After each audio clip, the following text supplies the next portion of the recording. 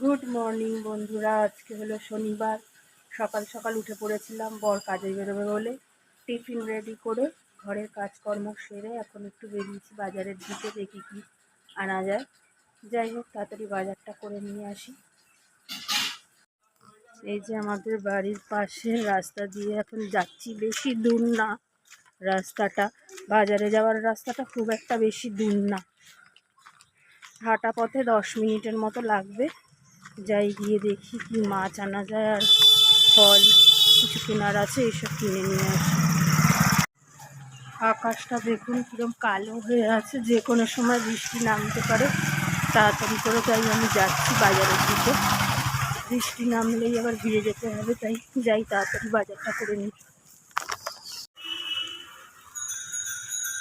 এই যে মেন রাস্তায় আমি চলে এসেছি, এবারে গলির ভেতর দিয়ে যাবো। রাস্তাটা পার হয়ে নিই, তারপরে বাটানগরে যে নতুন প্রজেক্ট শুরু হয়েছে সেই ফ্ল্যাটগুলো দেখুন, এখনো ইনকমপ্লিট কাজ চলছে। 28 তলা বিল্ডিং, এগুলোর কাজ এখনো কমপ্লিট হয়নি।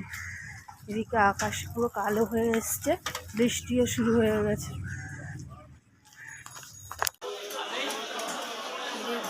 মাছ ভালো পাওয়া যায়।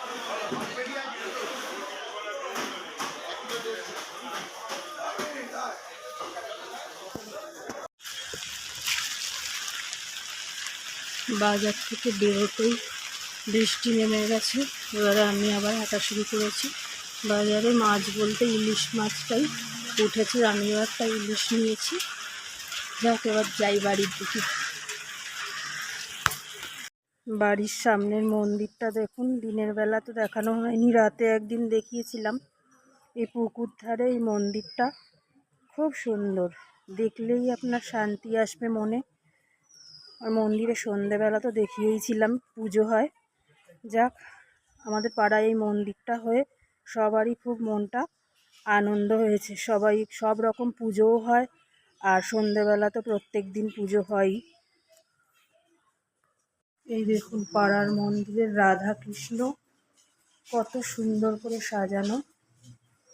ঠাকুরকে খুব ভালোভাবে এখানে সাজিয়ে সুন্দরভাবে পুজো করা হয়। দেখেছেন কত সুন্দরভাবে সাজানো হয়েছে ঠাকুরকে। আপনাদের আগের দিন তো ঠাকুর ভালো করে দেখানো হয়নি, আজকে সুযোগ পেলাম তাই দেখিয়ে দিলাম। এখন মন্দিরে ভিড়ও নেই, তাই ঠাকুরটা আপনাদের ভালো করে দেখাতে পাচ্ছি। বাজার থেকে আস্তে আস্তে বৃষ্টি নেমে গেছিলো, তাড়াতাড়ি করে চলে এলাম। এসে টিফিনটা খেয়ে এবার আবার রান্নাঘরে চলে এসেছি। এই দেখুন, এই ইলিশ মাছটা আজকে এনেছি, বেশ ভালো মাছটা পেলাম তাই নিয়ে এলাম। এটা আজকে আলু বেগুন দিয়ে ঝোল করব। তাড়াতাড়ি করে রান্নাটা করে নিই, তারপর আপনাদের দেখাবো। এই যে আমার ইলিশ মাছের ঝোল রেডি, আলু বেগুন দিয়ে ঝোল করেছি, দেখুন কালারটাও খুব ভালো এসছে। এদিকে রান্নাঘরও সব পরিষ্কার করা হয়ে গেছে। এবারে যাই তাড়াতাড়ি স্নান করে পুজো দিয়ে খাবারটা খেয়ে নিই। আজকে বৃষ্টির জন্য তো মেয়ে স্কুলে যেতে পারেনি, ও ঘরে আছে। দুজনেই স্নান করে নিই, তারপরে খেয়ে নিতে হবে। গুড ইভিনিং বন্ধুরা।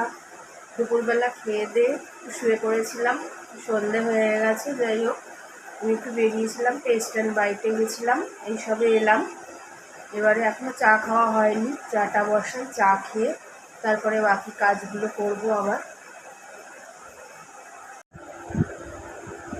অনেকটাই রাত হয়ে গেল, মেয়ের পড়ে আসতে একটু রাত হয়ে গেছে। রাতের ডিনারে আজকে বেশি কিছু করিনি, ডাল আলু ভাজা আর মাছ ছিল, এই দিয়েই হয়ে গেল। যাক, আজকের মতো ব্লগটা তাহলে এখানেই শেষ করলাম। টাটা, গুড নাইট, সবাই ভালো থাকবেন। আবার কালকে একটা নতুন ব্লগ নিয়ে আপনাদের